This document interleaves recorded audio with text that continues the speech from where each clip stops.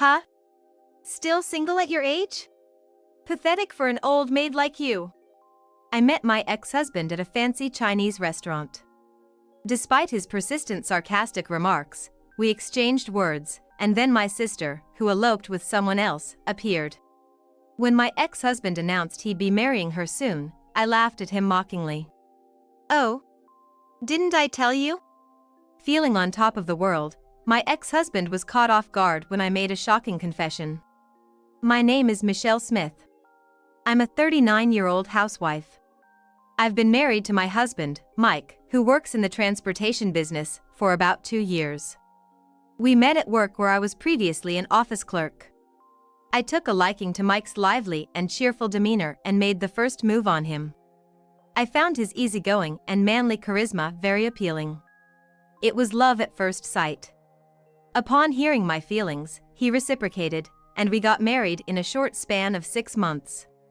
I thought he was a kind and pleasant person while we were dating. However, after our marriage, he turned into someone else entirely. It became routine for him to shower me with abusive words, and there were times when his actions made me feel like I wasn't even treated as a human being. I never imagined married life would be so tough and painful. Every day became gloomy, and I gradually started to fear Mike. He is a truck driver, but his job is specifically as a light truck delivery driver. I wish he'd been a long-haul driver so he would have been away from home more often, giving me some breathing space.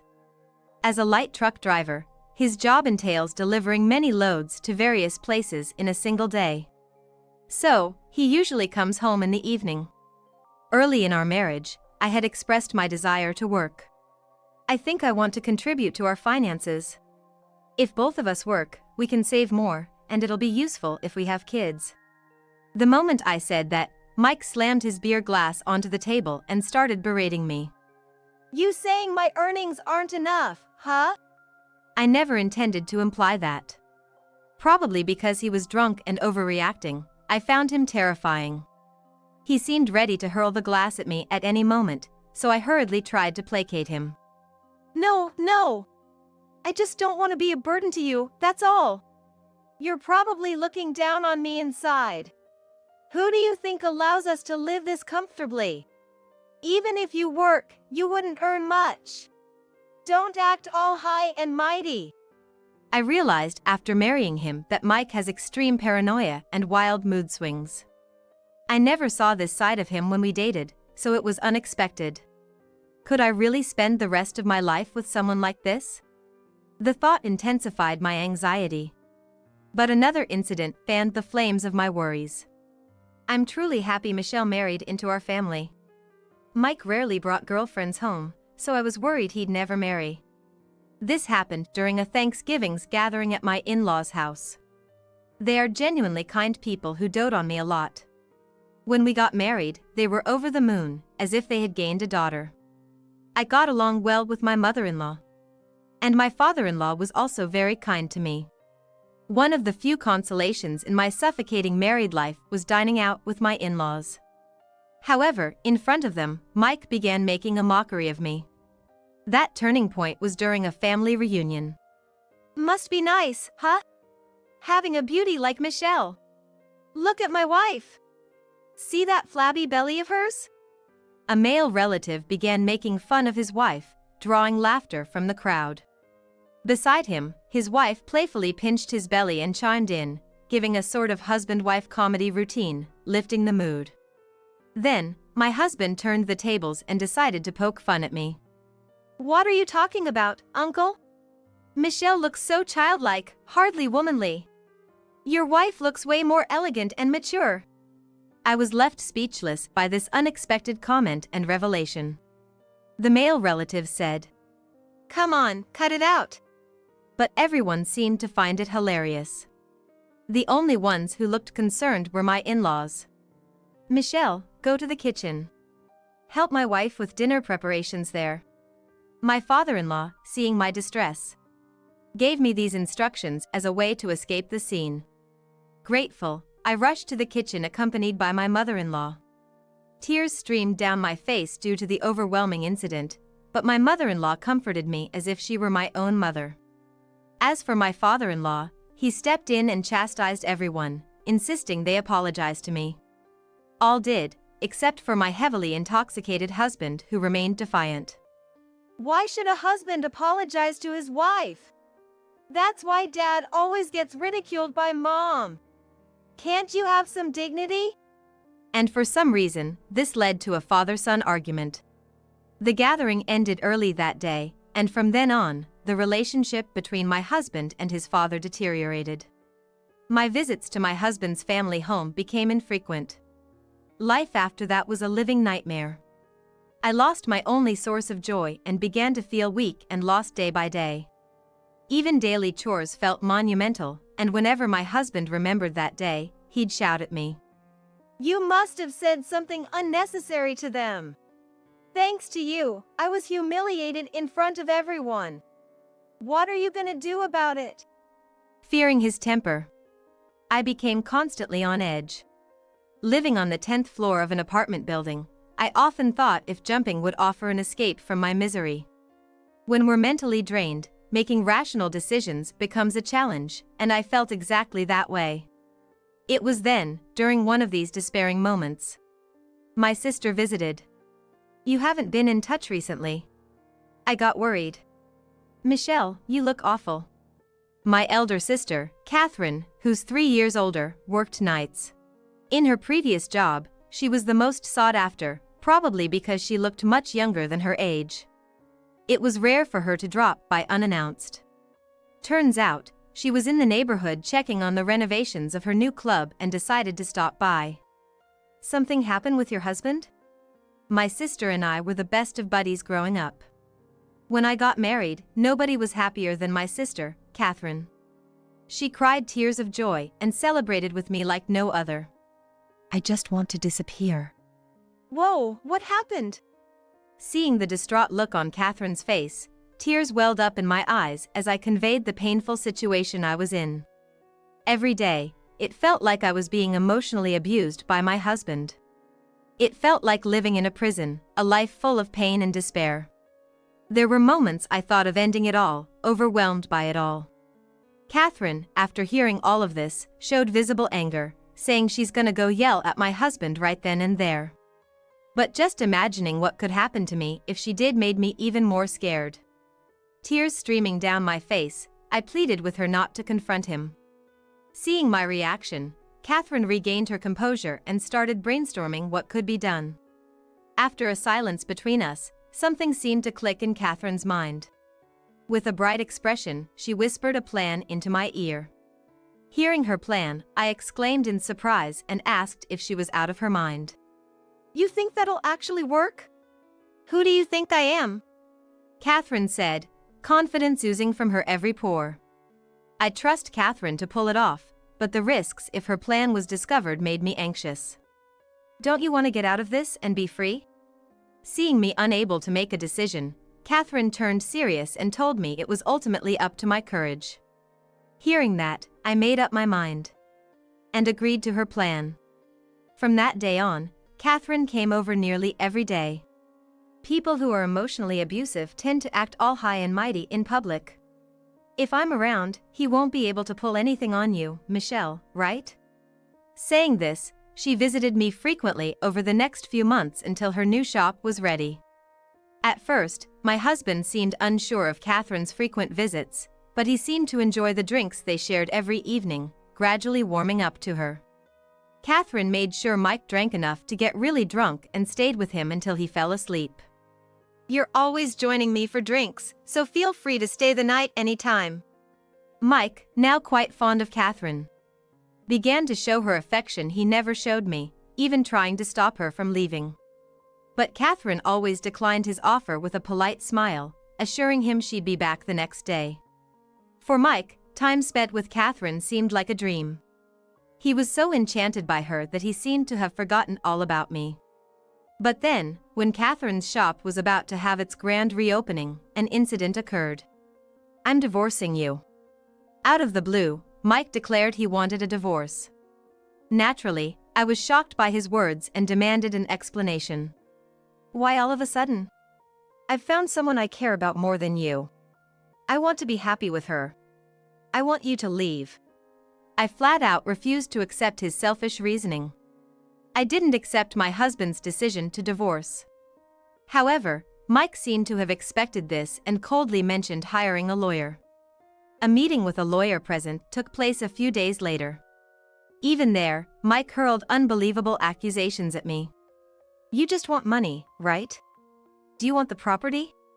I'll give whatever you ask, so let's end this." In front of anyone, Mike made it clear he no longer had feelings for me. He seemed to want to end our marriage so badly that he didn't mind paying a hefty sum to make it happen. The lawyer, probably feeling uncomfortable, showed me the average amounts for such cases. "You really don't have much affection for me, do you? I could tell where your heart was. Easily figuring out who you're thinking of and who you wish to spend your life with." I lowered my head, realizing resisting was futile, and accepted the divorce terms. "Fine. But I demand the division of the property." He probably thinks he can just earn it back. Mike, oblivious and elated at the thought of a smooth divorce. Yet, watching him, I let out a mysterious smirk. And without him catching on, the divorce proceedings went underway. However, while I may have accepted, it was Mike's parents who firmly opposed it. Later, when we went to inform his parents, they shouted at Mike and spoke in my defense. "What on earth are you thinking? Exactly, Michelle has been so dedicated to this family, and you talk about divorce? And having someone else? You can't be serious." His mother, teary-eyed, tried to convince Mike while his father, with a flushed face, was visibly angered and scolded him. But their words seemed to be just noise to him. Annoyed, he dismissively responded, "It doesn't matter if you accept it or not. She's already agreed to it. It's because you pushed her into a corner with lawyers. They must have really not wanted us to divorce. They've always cherished me like their own child, and the thought of separation was painful to them. I could feel their desperate pleas, and I felt guilty for betraying them. I love them too. I would have loved to live as their daughter. If only things didn't turn out this way with Mike. Regret was the only thing that filled my heart, and I couldn't hold back the tears. People like you are so damn annoying. I'm done with her. I'm gonna marry someone I truly care for and be happy. Stop nagging me." Mike, now completely enraged by his parents' words, started shouting back in defiance. Naturally, they couldn't accept his decision, and Mike was disowned right there and then. And so, Mike left his parents' home, apparently eloping with his love interest, and our divorce was finalized. Half a year passed. I was dining at an upscale Chinese restaurant, invited by someone, and enjoying a meal with my parents. "Isn't that Michelle?" The one who called out to me was none other than Mike. I had gone outside to make a call and bumped into him in the hallway. "Long time no see. Didn't think you were still around." His condescending tone hadn't changed. My face must have shown my disgust. "What's with that face? If you've got something to say, spit it out." He wasn't shouting because we were in public, but he still looked down at me with cold eyes. I held back my anger and turned my face away. "Acting all high and mighty when you can't even stand up for yourself. Did you manage to find a boyfriend after our split?" Mocking my demeanor, Mike sneered at me. I knew this side of him only after our marriage, and I regret not realizing it sooner. "It doesn't concern you anymore." Without even confirming if I was in a relationship. Mike, with his usual sly grin, kept on taunting me. "Really? Still single? Pretty pathetic for an old hag." Mike peered into my face with an expression that screamed he felt he'd won at life, even more so than before our split. I was about to give him a piece of my mind when... "Oh. Michelle, Mike. Didn't expect to see you two here." My sister Catherine walked into the store, calling out to both of us. "Catherine. Perfect timing. I was just about to share some news with Michelle here." The smug look on Mike's face was almost disgusting as he snaked an arm around Catherine, drawing her close. I just stood there, not letting his actions fluster me, my gaze icy cold as I watched the scene unfold. "I thought I'd tell her first that we're gonna get married." he bragged, pulling Catherine even closer. I had always suspected that his feelings for Catherine were the real reason he wanted a divorce. But looking at them now, with emotionless eyes, Mike, still not realizing the gravity of the situation, shot me a smug grin. Sorry, I guess. I mean, I'm gonna be living the dream with her. But hey, you're not too bad looking. Maybe with a bit of effort? I'm sorry, Mike. I can't marry you. Gently shaking off his arm, Catherine dropped the bombshell with a smile. His face was a picture of shock, unable to comprehend her statement. The truth is, I never had any feelings for you. Wait, what? What are you saying? Didn't she tell you?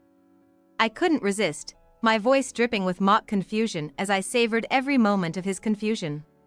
What do you mean didn't tell me?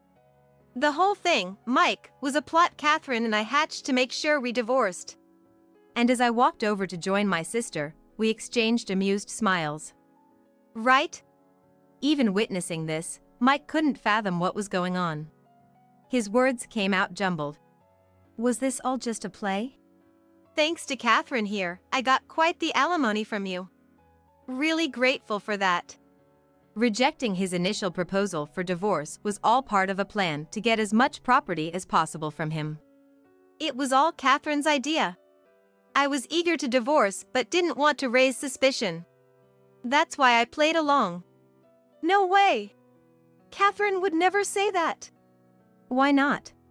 Struggling to come to terms with the truth, Mike babbled on, refusing to believe my words. I tilted my head in confusion and asked, "Why do you say that?" Why would Catherine say something like that? She said she's gonna marry me. Well, if you took my sales pitch so seriously. I was just doing my job, entertaining a client. Catherine responded to Mike's comment, her brows furrowed in feigned concern. She touched her cheek with an exaggeratedly innocent gesture, sighing softly as she spoke. I only entertained you as a client. I never had any feelings for you. I'm sorry if I gave you the wrong impression. So you've been fooling me this whole time? For the past 6 months? You were such a valuable customer, Mike. Always trying to one-up everyone. It was kind of cute, actually. Mockingly, my sister spoke with a derisive laugh. The ex-husband, completely fooled by her theatrical performance, displayed his anger and raised his voice despite being inside a shop. All those words about wanting to be with me, asking me to divorce Michelle, were all lies? Who in their right mind would want to be with someone like you, an emotionally abusive husband? What did you just say? The sharp words of my sister infuriated my ex-husband, who began breathing heavily in agitation. While cautiously watching out for any signs the ex-husband might become physically aggressive, I observed their exchange and discreetly reached for my phone. It was hard keeping up the charade for half a year, but thankfully you're simple-minded. It wasn't like I could just stay married to you. In truth, my sister was already married when I was with my ex-husband. She has a husband who works as a bodyguard.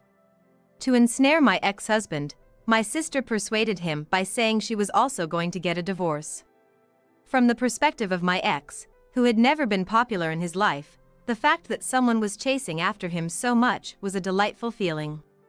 At the same time, he reveled in the superiority of being able to take someone away from another. Essentially, he fell right into my sister's trap. So, about you taking time to get that divorce. That was obviously a lie. As you can see, my marriage is perfectly fine.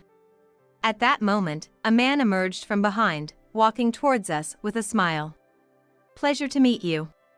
Seems like my wife has been causing you some trouble. You can't be serious. This is my husband. I invited him today to introduce him to you. My sister, with her radiant smile, made a point to show off by linking arms with my brother-in-law, exuding happiness. My ex-husband looked dumbfounded. His face a mix of anger and sadness. It's a shame, isn't it? Wasting half a year only to end up being thrown out of your own home. It's so pitiful, I can't even bear to look. As my ex-husband seemed dazed from the shock, he tried to lash out at me, reaching to grab my collar. But my brother-in-law swiftly intervened. handling him like he was a mere child. What do you know about what I've gone through this past year, chasing after her? Do you understand? I don't, and I don't want to. You play with people's lives and then act all high and mighty. Do you understand how much pain you've caused me? Facing my ex-husband's aggressive stance, my voice broke with anger and tears as I finally let out all the frustrations I'd bottled up. The way you ridiculed me in front of our family. Your attitude towards your in-laws. All your actions during our marriage. I will never forgive you. You're going to get a taste of hell. I then turned around and called out, "Please, come out." Emerging from the room behind me were not just my ex-husband's parents, but also my own parents and even my husband's relatives. Now everyone can see your true colors and just how pathetic you truly are. Ignoring my ex's questioning gaze, I played a voice recording I had received from my sister. It had him speaking to her in a disgustingly sweet manner. "Are you really going to break up with Michelle?" Of course, I don't need someone useless who can only do house chores. I prefer someone mature and attractive like you, Catherine. His sleazy voice was so palpable that it made my skin crawl. Even though it was nauseating to hear, I did not stop the playback. In front of the entire family, my ex-husband was being made an example of. "Don't you love Michelle?" Of course not. She's nothing more than a maid to me. I only married her because she would be a notch in my belt, no emotional connection there. Everyone was visibly repulsed by his comments. He started to create a scene, demanding the recording be turned off, but my burly brother-in-law wasn't having it. He restrained him effortlessly, ensuring he couldn't interfere. She's so obedient. Just a little threat, and she'll do anything. She's more like a servant, someone I can throw away anytime. I have no attachments to her. Having heard the evidence of the emotional abuse he directed at me, his in-laws were furious. Everyone present unanimously criticized him. You're a disgrace to this family. How could you say such things about your dear wife? You're pathetic, even for a man. I'm embarrassed to even call you family. As everyone looked at him with contempt, I spoke coldly. Nobody's on your side anymore. Stay away from her family. I never want to see your face again. Having masterfully executed this public reprimand, I stopped the voice recorder and asked my brother-in-law to throw him out. My ex tried to retaliate, but to no avail. He was forcibly ejected from the premises. After that, the store was locked up, but my husband made a scene out front demanding it be opened. Eventually, he was reported and taken to the police station. My sister and I, having exposed my husband's wrongdoings, gave each other a high five and shared our joy of having achieved our revenge. It felt like a celebration as we ordered food at the restaurant, and everyone showed sympathy for the hardships I had endured. Reserving the whole place was the right call. Everyone could relax and enjoy without feeling restrained, said my sister, Catherine, who had arranged it. I expressed my gratitude to Catherine, who had helped me through everything, and I savored a meal with her for the first time in a while. And so, I got my revenge on my ex-husband. After that, it seemed like he was almost stalking Catherine, got reported to the police again, and apparently, my brother-in-law, Mike, gave him a taste of his own medicine. After that, Mike was too scared to show his face around my brother-in-law. 13 years have passed since, and now I'm handling the accounting at Catherine's store. I'm still in touch with my ex-in-laws and occasionally dine with them. I'm deeply grateful to Catherine for helping me out of my shell. I'll repay this favor someday. With that thought, today, I'm gonna work hard alongside Catherine. We don't need the old lady.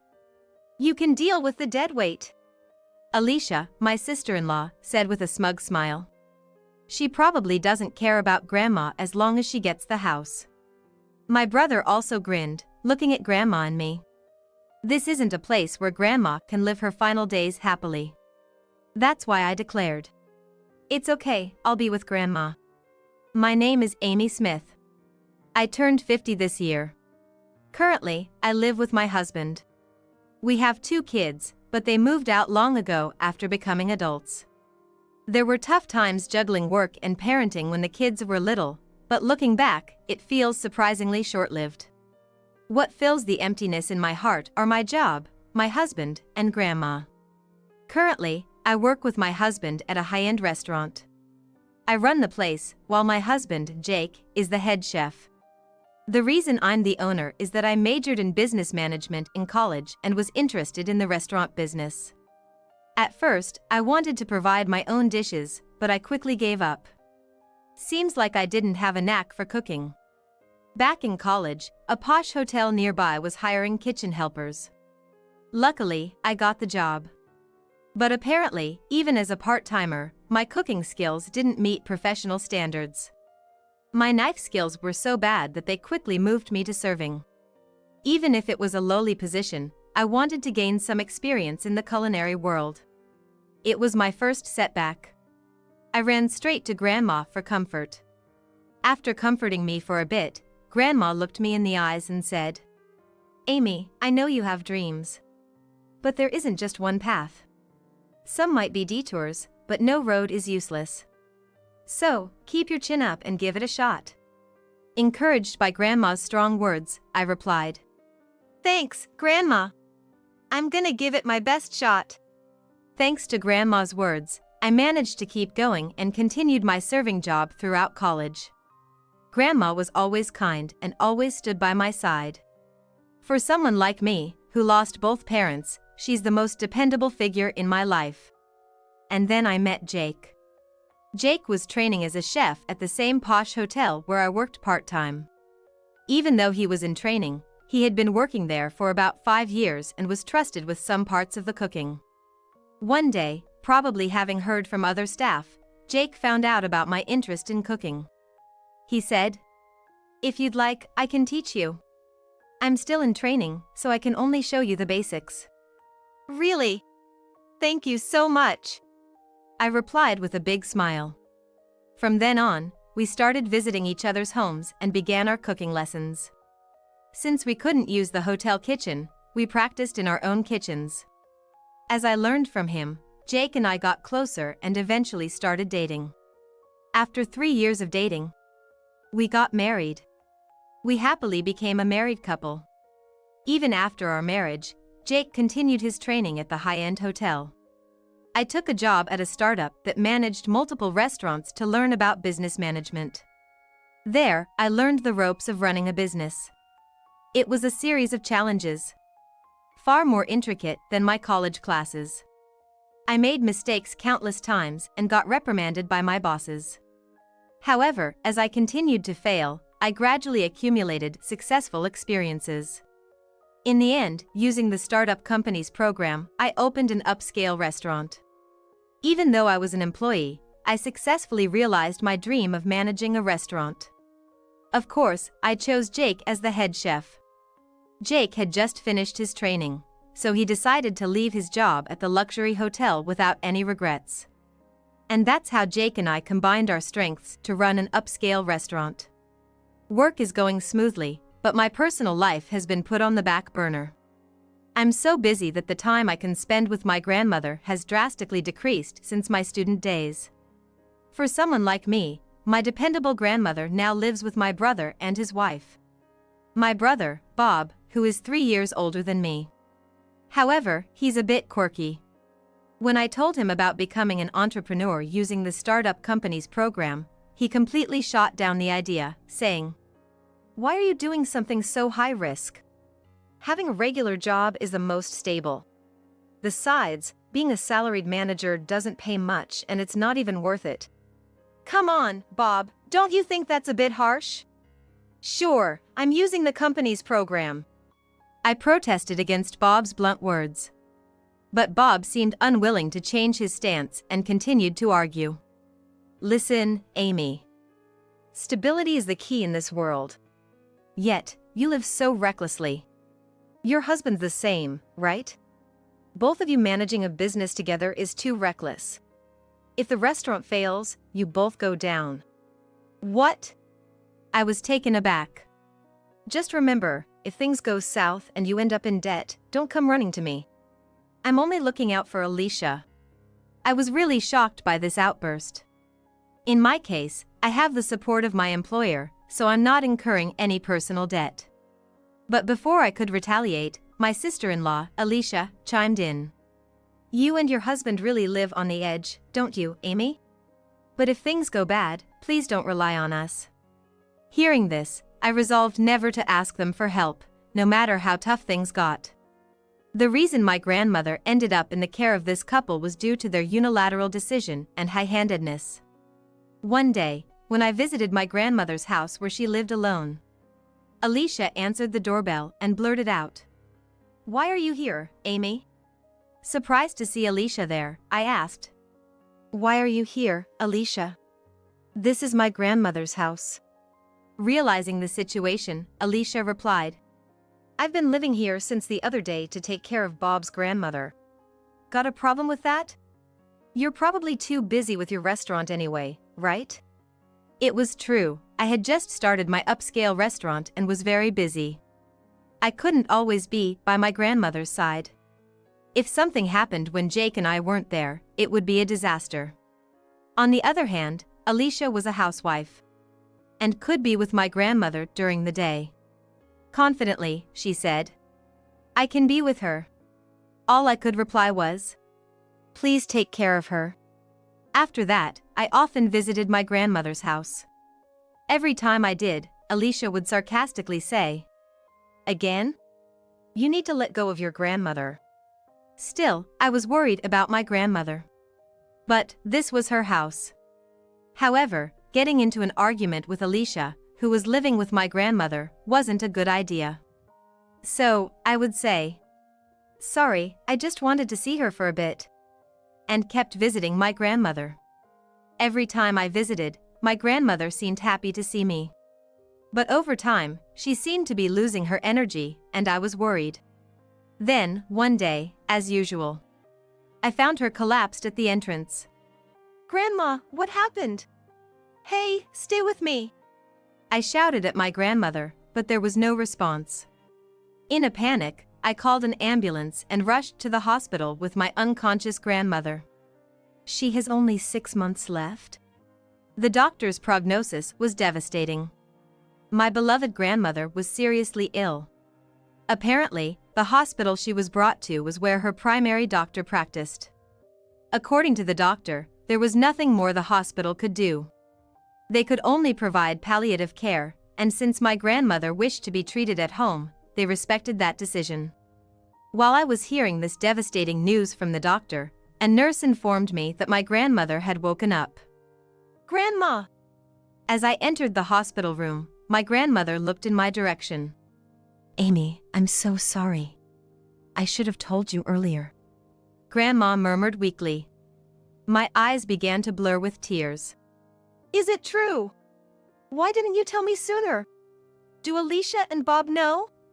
Tears streaming down my face, I asked her, and she slowly shook her head in response. "No one knows. I was planning to just quietly fade away all by myself." Seeing Grandma like this saddened me deeply.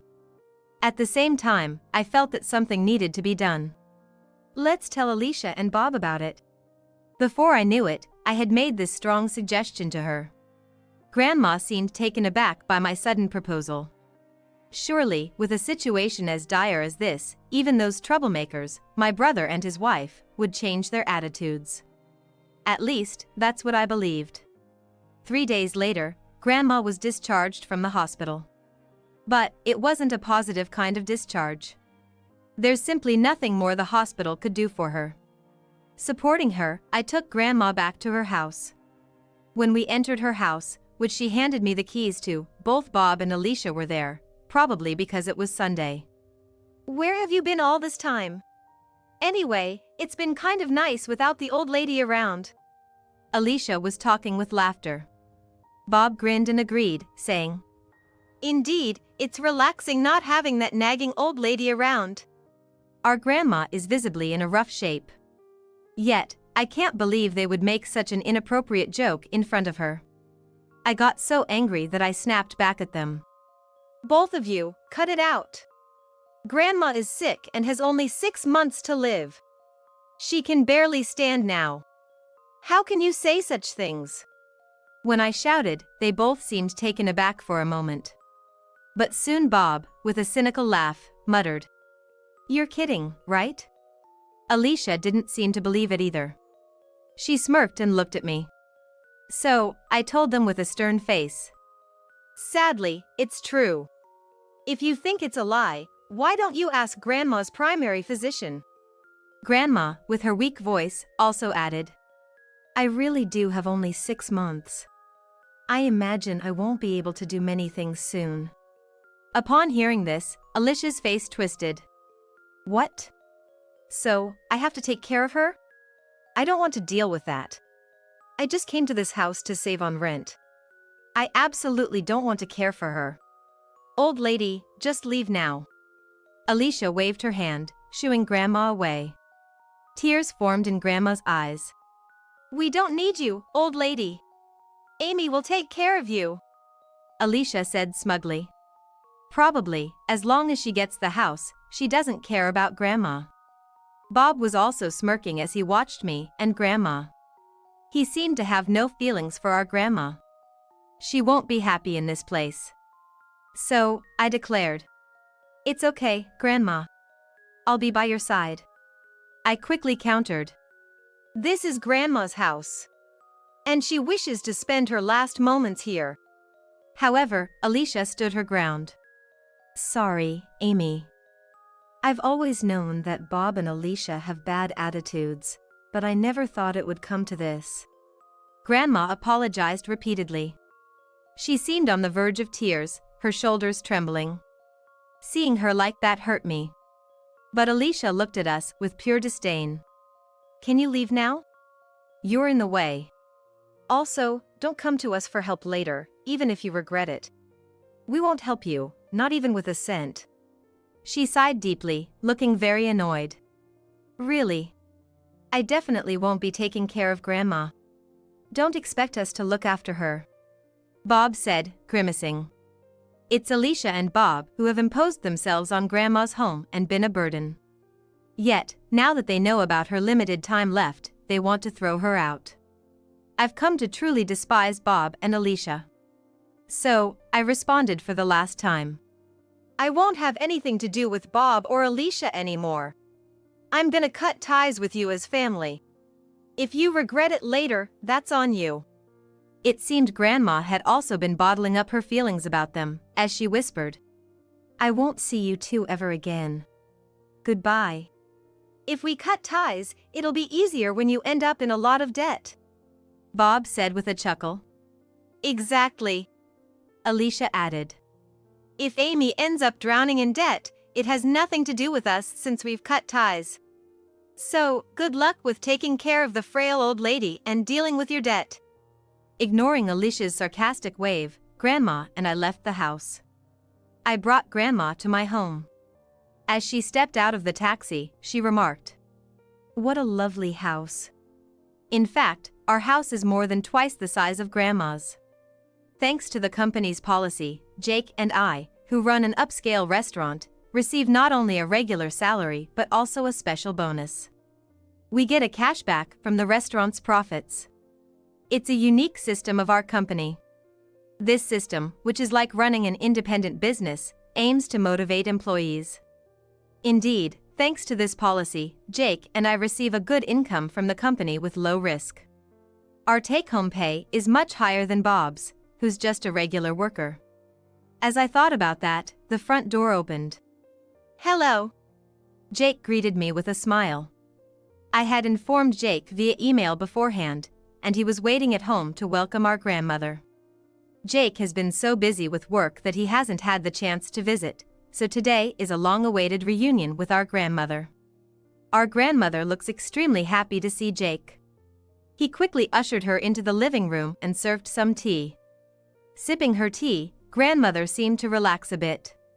For the past 6 months, I feel like I can finally live happily.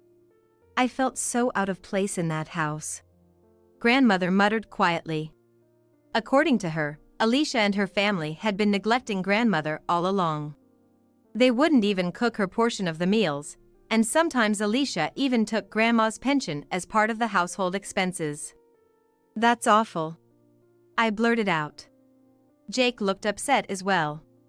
After a moment of heavy silence, Jake, with determination, stood up and said, "I'm gonna do something about this. We should give them a taste of their own medicine. I can't stand being pushed around like this. I'd regret not standing up for grandmother." I got up as well and said, "We'll make sure they regret it." And so, we took a stand. A few days after we took action, my phone was flooded with calls from Bob's number. Even when ignored, the calls kept coming. I knew this would happen, I murmured. After letting it ring for quite some time, I finally answered. "Yes?" Finally! What the hell did you do? As soon as I answered, Alicia, sounding frantic, began questioning me. I figured she was using Bob's phone. "What are you talking about?" "I have no idea." I knew exactly what she was getting at, but I played dumb. Alicia, losing patience, pressed on. "That's about Grandma's house. Suddenly, a real estate agent is demanding we vacate. Did you have something to do with this? It's our house now, mind your own business." Alicia sounded cornered and irritated. Ignoring her outburst, I calmly responded. "Well, Grandma just sold her house. What's the problem?" Just because Alicia and her family lived there, they assumed ownership, but the house was still in Grandmother's name. I don't get why they felt entitled to it. Alicia, sounding even more flustered, shot back. "Why did she sell it? We're living there. Is this some sort of revenge? Just because you're struggling doesn't mean you have to be envious." She didn't seem to believe the house had been sold. This was going nowhere. So I decided to lay out the facts for Alicia. It's true. The sale is already finalized. The property now belongs to the realtor. If you continue to stay there, it'll be trespassing. Alicia sounded completely lost for words. Turns out, after Jake and I decided to act, he went to a real estate agency with Grandmother's power of attorney. They quickly moved through the selling process. By the way, when we explained the situation to Grandma, she was completely on board and signed the papers right away. "I definitely don't want to hand the house over to Bob and his family," Grandmother had said, her face turning red with anger, which showed just how upset she was. As I explained the situation, Alicia began to panic on the other end. "So suddenly? Where are we supposed to live now? We even gave up our previous apartment." And with that, she broke down over the phone. Actually, according to what my grandma told me, Alicia, despite being a stay-at-home mom, was quite the big spender. She'd casually buy designer handbags and never missed her monthly spa treatments. Bob is just an office worker and definitely not earning a high salary. Because of that, it seemed like Alicia and him were struggling to make ends meet. Alicia had pre-existing debts, and their finances were a real mess. Under normal circumstances, that would be grounds for divorce, but Bob is too smitten with Alicia. Probably because she's a beauty. So, on Bob's suggestion, to save on rent, they both moved into my grandmother's house. But to be honest, I couldn't care less about their situation. "I don't know why you came to me. Why don't you just stay in a motel or something until you find a new place?" "Oh wait, you're broke, right?" I said sarcastically to Alicia. She seemed to think I had no idea about their financial struggles. Suddenly she looked panicked and whispered, "How did you know?" Bob, perhaps not wanting this to be known, just kept quiet. Then, my grandmother chimed in. "I told her." She continued. "Amy and Jake's home is really comfortable. It's spacious and clean, with all the latest appliances. It's worlds apart from where you lived before." And she chuckled. Bob immediately bit back. "What the hell? How come you guys have money? Weren't you drowning in debt?" His pride seemed hurt, and he was shouting in disbelief. I kindly informed him. "Aside from our salaries, we also get a percentage of the profits. So, I believe we earn significantly more than you. Plus, we're a two-income household." We probably make double what you do, easy. No way. Bob seemed stunned on the other end of the line. You always said being a salaried worker was the right path. Turns out, we're living a much wealthier life than you. You really had tunnel vision, didn't you? I couldn't help but laugh. I could hear Bob growling over the phone. Upon realizing our affluence, Alicia started to butter me up. Then can we stay at your place, Amy? If your house is that big, there should be room for us, right? What a ridiculous proposal. I promptly declined. Absolutely not. Didn't you specifically ask us not to rely on you? We've cut ties with you guys, so don't come crawling back now. Find your own way. With that, I hung up. They've tried calling multiple times since, but I just ignore them. I never want to have anything to do with people like Bob and Alicia again. I hope they realize and regret their actions. Eventually, I heard they were caught shoplifting. The police contacted me, and I got to know about it. Apparently, Alicia's debt had snowballed to a point where Bob's salary alone couldn't cover it. Alicia even seemed to be taking her grandmother's pension. Debt collectors started showing up at Bob's workplace, which led to his debts being exposed and him getting fired. With no income, repaying their debts became even harder. Bob and Alicia seemed to have been struggling even for daily meals. As a result, they apparently shoplifted sandwiches and bread from a convenience store, and the store's staff reported them, leading to their arrest. Seems they've hit rock bottom. According to the police, they wanted me as their guarantor. I messed up. I'm sorry, just look out for us. Bob pleaded. But it's too little too late. Even Alicia, who usually had no regrets, seemed genuinely remorseful. Please help us. I'll apologize for everything. Just give us a hand. I heard Alicia has been pleading this way through the police. But this whole mess started because of Alicia's reckless spending. Bob being oblivious was also a problem. They brought this upon themselves. And after what they did to my dear grandmother, I can never forgive them. They can keep struggling for all I care. 3 months have passed since then. My grandmother is still alive and well. Which brings me so much joy. I took a caregiving leave and have been staying by her side. There's a real advantage to having a flexible job. Even though she has her tough moments, on her good days, we can walk around the garden together. These times are the most enjoyable and therapeutic for me. Grandma, your birthday's coming up. Is there anything you'd like to eat? I asked her. She responded, Maybe a cake baked by you, Amy. Even now, she tries to make me feel better about my subpar cooking skills, and it really tugs at my heartstrings. I still want to be with my grandma, and I feel I haven't done enough for her. Every day, I want to make even just a little more memories with her. And I plan to be by her side for as long as she's with us. In a note written in my husband's handwriting, it said he'd be on a business trip for a month. Seeing it, I was certain. Our marriage was over. It was that night, alone in a room with no one around, lost in thought. What's happening now? In the dead of night while my husband was away, I suddenly heard the cry of a baby. I rushed to the front door and found a letter. And it read, "I can't raise him." To my astonishment, there was a baby inside a cardboard box along with the letter. Why is there a baby here? It was a situation I had only seen on TV shows. My mind raced, unsure of what to do, and the next thing I knew, I was calling my husband. Don't bother me when I'm busy.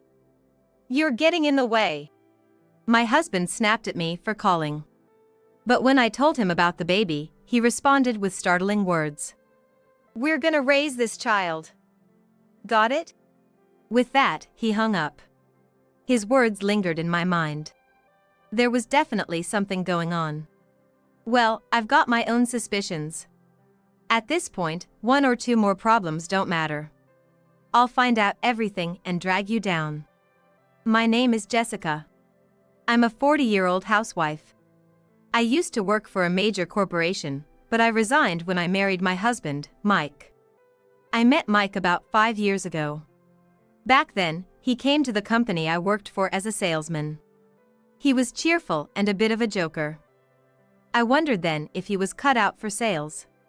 But when it came to work, he spoke seriously and clearly, surprising all the coworkers. I still remember how he left such an impression on me. A month later, while taking a break on a park bench near the office, a man in a suit approached and asked, "Is this seat taken?" Feeling annoyed, I didn't look at the man's face and just said, "Sure," intending to leave the spot. But then the man hurriedly stopped me. "Hey there, Ms. Johnson. How've you been?" Wondering how he knew my last name, I looked at him. "Oh? Mr. Smith? Good to see you. Thanks for the other day." "Thank you." "Thanks to you, Mr. Johnson, everything at work went smoothly." "I really appreciate it." Mike, who I hadn't seen in a while, was just as playful as before, chatting up a storm with me. I naturally talked to him about work and everyday life. From then on, whenever I took a break, Mike was always there beside me. Although it was just for a short time, I cherished the moments spent with Mike, and soon found myself wanting to be with him all the time. Turns out, Mike felt the same way. How about a real date? Not just a 1-hour break, but a genuine date. Yes. That was the turning point for us. We became a couple, and a year later, we got married. And this year, we celebrated our 4th wedding anniversary. Jessica, thanks for being with me all these years. Same goes for you. Thanks for always cherishing me. Celebrating our wedding anniversary together. I was overwhelmed with emotion, feeling so fortunate to have married Mike, and tears welled up. Jessica, it's become a yearly tradition for you to cry, huh? Shush. They're happy tears, okay? Give me a break. I get it. This happiness will last forever. Back then, that's what I believed. But as our 5th anniversary approached, I realized that had been just an illusion. For the past 6 months, Mike's been coming home late. He used to always come home right on time, but now he's usually home after 8 p.m. Honey, how much longer are these late nights gonna last? It's been half a year. This never used to happen. Doesn't it seem strange? Business hasn't been great. At this rate, our bonuses are gonna get cut. Everyone's working their tails off. Under normal circumstances, I would have believed him, but something felt off to me. My husband's company, although considered a small to medium-sized business, is quite well known around here. Their revenues have been increasing year after year, and they're always hiring new employees. Can a company like that suddenly experience a drop in sales? Having employees work overtime for half a year because of tight sales is simply not normal. I don't want to doubt my husband's words, but there's this nagging feeling deep down. Oh, by the way, I'm gonna head out for a bit. Huh? You just got home. I'm just meeting someone I know, that's okay, right? Considering he's been working late recently, I figured it wouldn't hurt to let him go once in a while. Just don't be out too late, okay? You've got work tomorrow. Thanks. I'll be back soon. Mike quickly changed into his casual clothes and with a big grin, left to meet his friend. That night, Mike didn't return home until past midnight. Oh, sorry, did I wake you? You're okay? That's pretty late. We just got caught up chatting, and it got late. I see. I'm sleepy, so I'm gonna head to bed. Good night. The next morning, when I woke up, Mike, who usually sleeps beside me, was nowhere to be found. Rubbing my sleepy eyes and looking around, he was still missing. Checking my phone, it was just past 5 a.m., even before my alarm. Mike? I called out, but there was no answer from him. I wondered where he went and headed to the living room, only to find Mike sound asleep on the couch. Why are you sleeping here? I tried to wake him up to get him to bed, but Mike didn't budge. And then something fell from his hand to my feet. Is that his phone? I picked up the dropped phone intending to place it on the table. That's when I noticed the image of a woman's back on the phone's screen. Who is this? A celebrity? I guess it's fine. I put my phone on the table. Can't get back to sleep now. Maybe I should take a walk. I left my husband sleeping on the couch and decided to go for a walk. Stepping outside, the warm sunlight and a refreshing breeze greeted me. Ah, this feels so good. Morning walks on a sunny day are the best. It's a great way to start the day. After about an hour, I came back home. When I entered the living room, I found my husband looking sternly at my phone.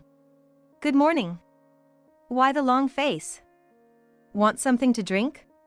No thanks. Usually, he'd reply with a smile, but today he seemed off. Maybe he's just groggy from sleep? But then, his next words made me realize it was something different. Hey, can you not talk to me so much in the morning? Huh? It's just, you're kind of annoying. I was taken aback. He'd never spoken to me like that before. Without another word, he went to our bedroom, changed into his suit, and left for work without breakfast. Without our usual morning hug.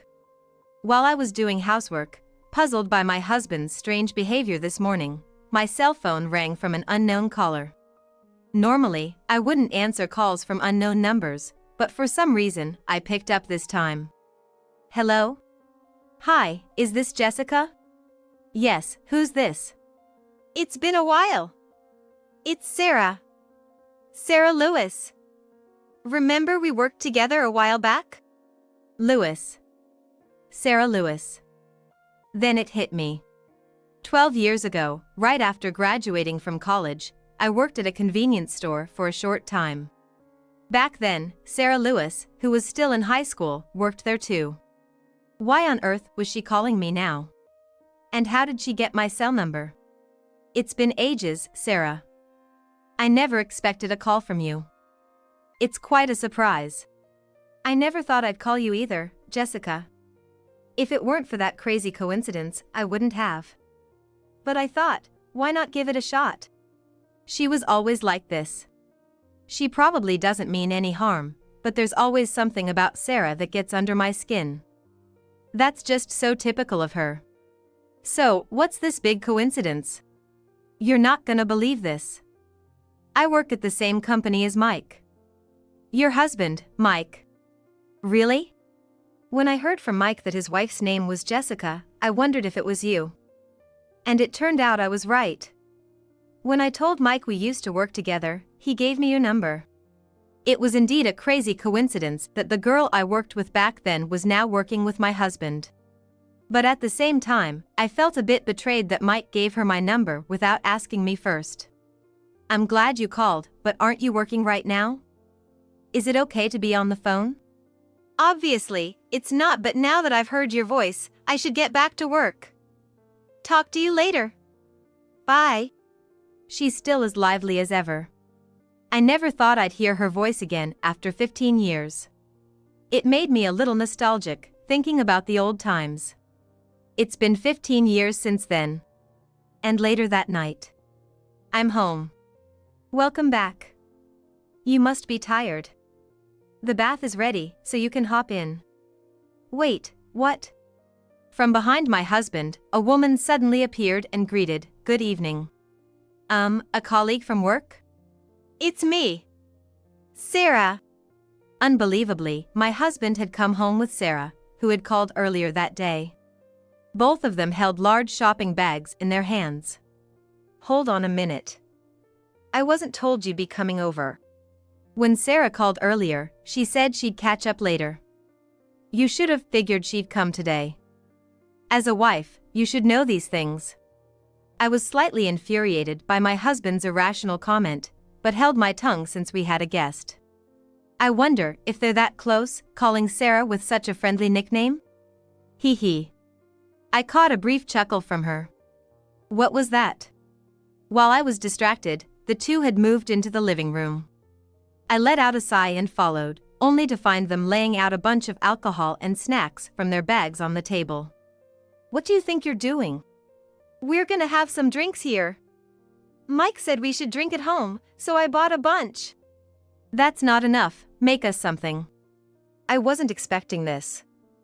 I only made dinner for the two of us. With that, Mike gave me a cold look and said, "Then go buy something now." What's with that attitude? Excuse me? You have a problem when I'm the one feeding you? His chilly gaze was now replaced with a commanding tone. This was nothing like the Mike I knew, and as I tried to hide my shock, she gave me a sly smile. Even in my own home, what is this overwhelming feeling of alienation? Unable to bear being there any longer, I immediately headed out to do some shopping. What the hell? Although worried someone might hear, I couldn't stop muttering to myself. This continued even as I shopped at the grocery store. This should be enough. An hour later, I returned to the apartment after finishing my shopping. Standing at the front door, I took a deep breath and opened it, only to find an eerie silence enveloping the place. "Hello?" There was no sound of their voices. I gently opened the living room door and saw the two of them, snuggled up on the couch, asleep like a couple. I stood there, frozen, unable to process what was happening right before my eyes. And from that day on, Sarah's visits to our home became frequent.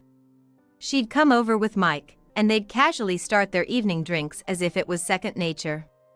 "Hey, get us something to eat. I'd love a steak, please. Come on now. If you heard her, hurry up and get it." It felt as though I had been relegated to a mere housemaid, taken for granted. Mike doted on Sarah, and it was evident he hardly had me in his thoughts anymore. On her part, Sarah often threw condescending remarks my way, making me feel utterly humiliated. I'd never felt so low. My feelings towards the two of them were nothing but negative. Ever since Sarah started calling, I felt like I had been living in a never-ending nightmare. I bore the brunt of their taunts and verbal abuse. I often found myself wanting to escape this toxic environment. 6 months after Sarah started visiting, she suddenly stopped showing up. Around the same time, Mike began coming home even later. One morning, I woke up and noticed Mike wasn't in bed. I headed to the living room and found a note on the table. In Mike's handwriting, it simply read, "Gonna be on a business trip for a month." Seeing that, I was certain. I realized our marriage was over. One night, as I sat alone in the empty room lost in thought. What was that? In the middle of the night, while Mike was away, I suddenly heard the cries of a baby. I rushed to the front door and found a letter. It read, "I can't raise this child." Incredibly, inside the cardboard box was a baby, along with a letter. Why is there a baby? It was a situation I had only ever seen on TV shows, but now it was happening to me. My mind raced in panic, unsure of what to do, and before I knew it, I was calling my husband. "Don't bother me when I'm busy. You're disturbing me." He was furious that I had called. But when I told him about the baby, he replied with shocking words. "We're gonna raise that child. Got it?" And with that, he hung up. His words lingered in my mind. Something was definitely up. But I had my own plans. I didn't care if 1 or 2 more troubles came up now. So, I'll uncover everything and bring you down to rock bottom. After that, I quickly grabbed some things and left the apartment.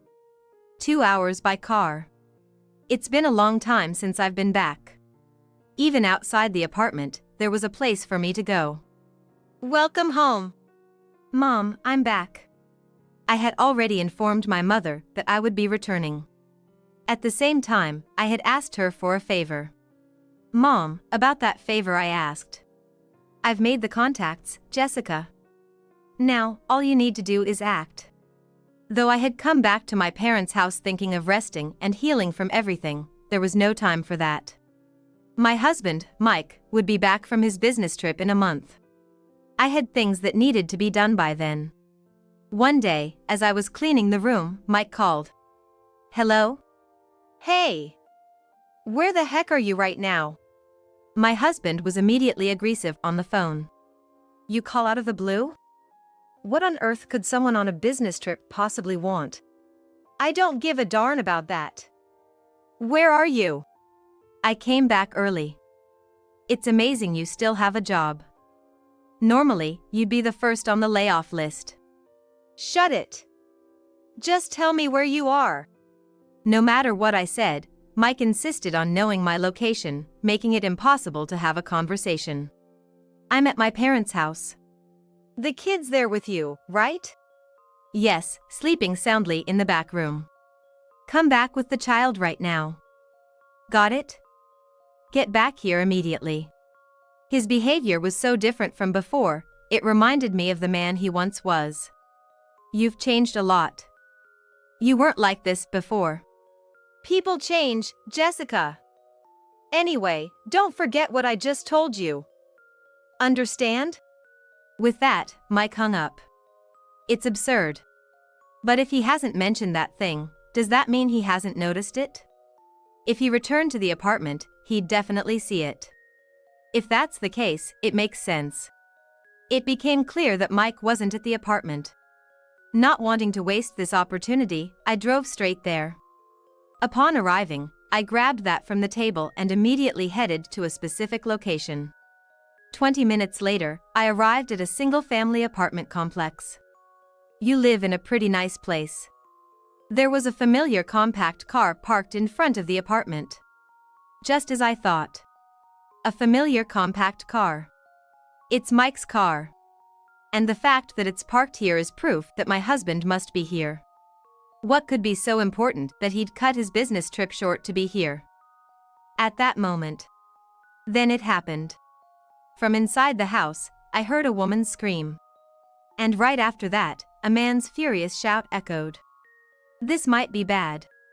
I quickly pulled out my cell from my bag and called someone. However, throughout that time, cries from the woman and shouts from the man continued to emanate from the house. Just when I was getting really worried, a car pulled up behind me. Oh. I rang the doorbell, but no one answered. On a whim, I tried the doorknob and to my surprise, it was unlocked. I cautiously opened the door and called out, but there was no response. From deeper within the house, a voice cried out for help. Rushing to the room from where the voice came, I found a man menacingly approaching Sarah with a look of fury on his face. Why are you here? What are you doing? You shouldn't be threatening a woman like this, especially as an adult. Shut up. Stay out of it. This is between me and her. A problem, huh? I couldn't help but think, isn't the problem yourself, in my mind? Jessica! Please help me! He suddenly attacked me. All right. I can see what's happening, so you don't have to spell it out for me. Well, what? You just told him not to treat women like this. And now you're being so dismissive of me? Can't you see I'm in distress? That's because I get it, okay? Just be quiet for a second. I've got things to handle. While Sarah was complaining about something, I had more pressing matters to attend to. I have more important things to deal with than that. I stepped outside the house for a moment and headed towards a car parked outside. I called out, "Excuse me," and from inside the car, a well-built man stepped out. And with that man, I headed back to the room where the two were. Who's this old man? Why's he here? Upon seeing the new arrival, both of them froze. Allow me to introduce you. This is Sarah's father, Mr. Carter. What? Seeing Sarah's father, Mike instantly distanced himself from Sarah, a complete change from his previous demeanor. On the other hand, Sarah's face turned pale as a ghost at the sight of her father and she froze, looking down. Nice to meet you. I'm Carter, Sarah's father. Jessica called me over. What the heck is going on here? Sarah, what's your relationship with this man? The two clearly looked intimidated by Carter's imposing tone and demeanor. He's my husband. What? So, you're telling me you were having an affair with my daughter? Well, that's one way to put it. At that moment, Carter's face turned fierce, glaring at Mike with piercing eyes. Mike looked like a deer caught in headlights, completely frozen. Soon, Carter's face was inches away from Mike's. Mike looked utterly clueless about what to do next. You made your bed, now lie in it. It wasn't clear if it was these words that broke Mike's spirit, but he collapsed on the spot. From her bag, I took out a paper and placed it in front of Mike. I think you'll understand when you see it, it's a divorce paper. My name's already on it. You just need to sign. She also placed a pen next to it. Defeated, Mike signed the divorce paper without resistance. Thanks. As for alimony, my lawyer will be in touch later. We'll discuss the details then. Mike silently nodded. But this incident wasn't over. Standing nearby was the very man who had ruined Jessica's life. You're truly despicable. You played with my feelings, always threatening to leave. And this is how you end things? Jessica spat these words out at her ex-husband. But, to her surprise, he responded with newfound vigor. You say I played with you? Don't kid yourself. You were the one who approached me first. Saying you had feelings for me. Saying you wanted to be with me. If it wasn't for you, my life wouldn't have turned out this way. What the heck? Anyone who'd take that seriously is the fool. First off, thinking you're some big catch is your first mistake. Because of you, my life's a complete mess. Being seen by my dad in a place like this is just the worst. Huh? What's that supposed to mean? If anyone's the worst here, it's you. I turned you down, but you kept saying you wanted our baby. And when the baby came, you said it wasn't what you intended, that you didn't expect to really have a child. That you wanted to live your life and wanted a break, but you didn't want the responsibility of the child. So, leave it to me, right? You're way more to be blamed. I didn't say all that. This is going nowhere, and listening to this nonsense is just a waste of time. Okay, stop. I've heard enough from both of you, just cut it out. You're making everyone irritated. The two looked over, panting, as if wanting to say something. I could tell they wanted to say something, but probably seeing Carter standing next to me, they seemed too scared to utter a word. I get it, if you have a big, intimidating guy like that staring you down, you'd be too scared to say anything. Then Carter suddenly asked Sarah. What's going on with this story? Are you pregnant with his child? Oh, no, Dad, it's not like that. I didn't want this, but he was so pushy. Darn it. I completely forgot to mention that Sarah was pregnant. What? Why are you blaming me? You were the one who came on to me. It's not true. I didn't do anything. How can a baby come if you didn't do anything? Adding fuel to the fire. You. That's right. If you hadn't done anything, none of this would have happened. I probably shouldn't have invited him in the first place. Hey, hold on. She added more. I thought we were pretty much done, but since we're here, I'll give you this. I casually tossed several photos onto the table. Those pictures undeniably proved their affair. These are pictures capturing the two of you in the act. It was a real hassle getting these.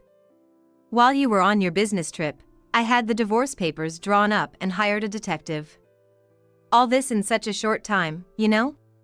Why would you go through all that trouble? Well, I had to.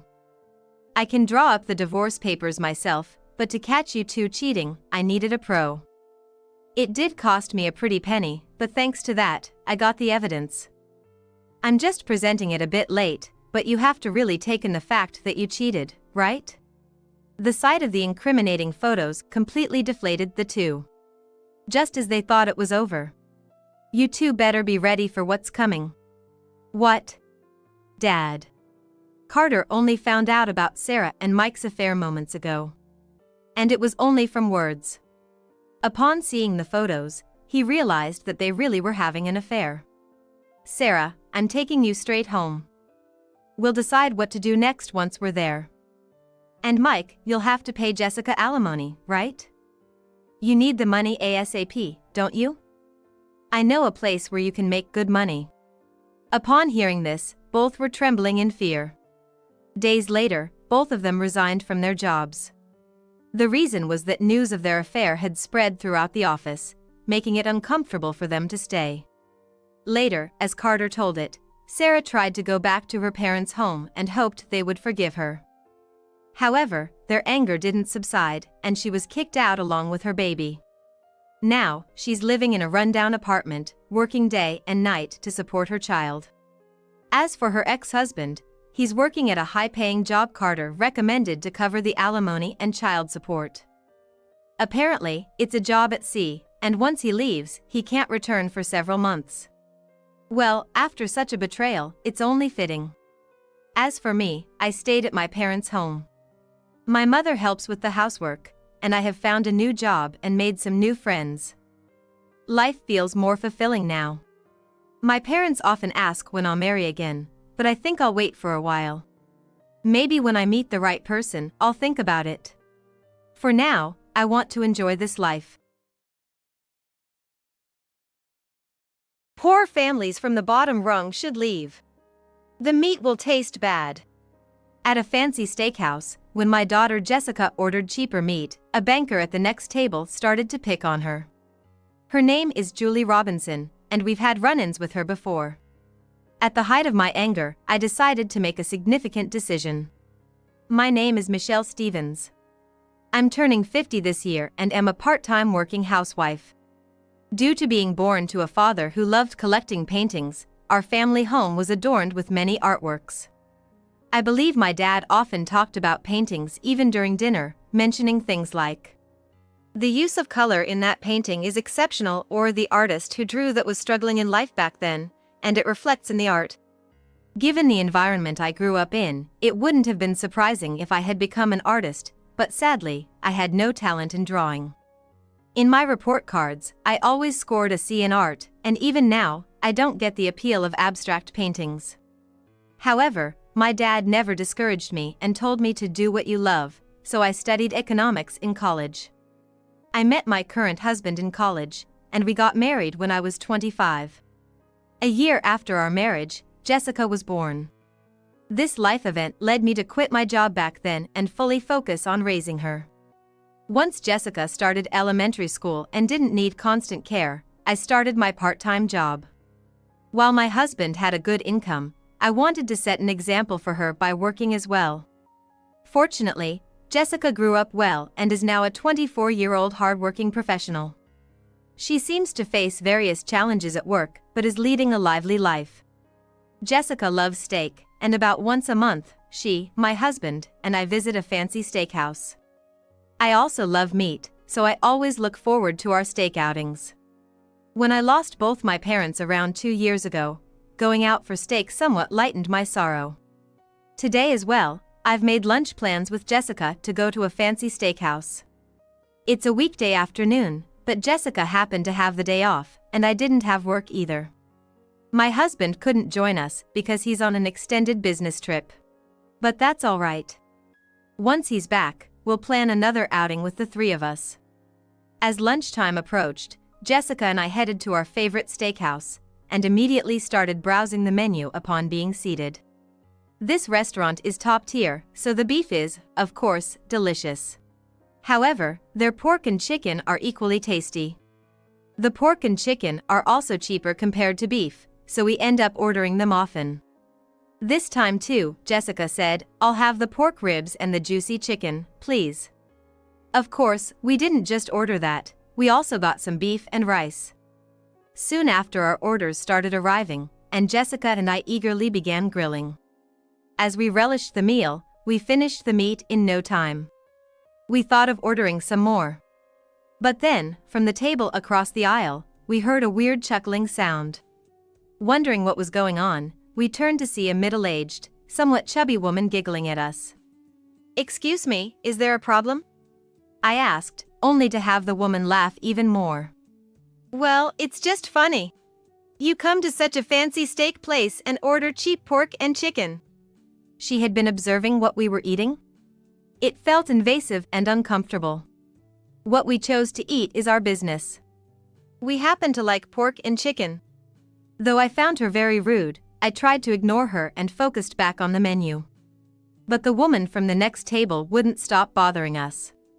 Pork and chicken, isn't that just bland? When there's delicious beef available, I can't understand why anyone would be so obsessed with pork and chicken. Your meat is burning. I pointed to the ladies' table. Huh?